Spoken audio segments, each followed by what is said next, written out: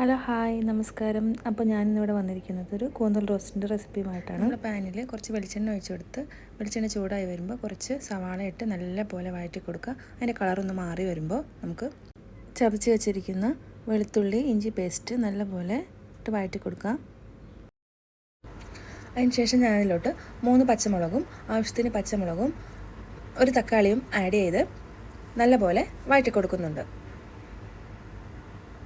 അപ്പോൾ ഞാൻ നേരത്തെ കൂന്തൽ വേവിക്കാൻ വെച്ചപ്പോൾ അതിൽ കുറച്ച് ഉപ്പ് ആഡ് ചെയ്തിട്ടുണ്ടായിരുന്നു. അപ്പോൾ നമുക്ക് കുറച്ചുകൂടെ ഇതിലേക്ക് ആഡ് ചെയ്യാം. അതിനുശേഷം മുളക് പൊടി, മല്ലിപ്പൊടി, മഞ്ഞൾപ്പൊടി, കുരുമുളക് പൊടി എന്നിവ കൂടി ആഡ് ചെയ്തിട്ട് നല്ലപോലെ വഴറ്റിയെടുക്കാം.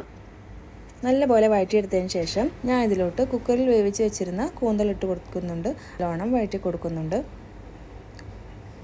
ഞാൻ അതിന് ശേഷം ഇതിലോട്ട് കുറച്ച് വേപ്പിലയും ആവശ്യത്തിന് ഗരം മസാലയും ആഡ് ചെയ്തെടുക്കുന്നുണ്ട്. അതിന് ശേഷം നല്ലോണം വഴറ്റി ഒരു 5 മിനിറ്റ് മൂടി വെക്കുന്നുണ്ട്. അപ്പോൾ നമ്മുടെ കൂന്തൽ റോസ്റ്റ് ഇവിടെ റെഡി ആയിട്ടുണ്ട്. വീഡിയോ ഇഷ്ടമായെങ്കിൽ എല്ലാവരും ഒന്ന് ലൈക്ക് ചെയ്യുക, ഷെയർ ചെയ്യുക, സബ്സ്ക്രൈബ് ചെയ്യുക. അപ്പോൾ പിന്നെ വീഡിയോ ആയിട്ട് വീണ്ടും കാണാം. Okay, by.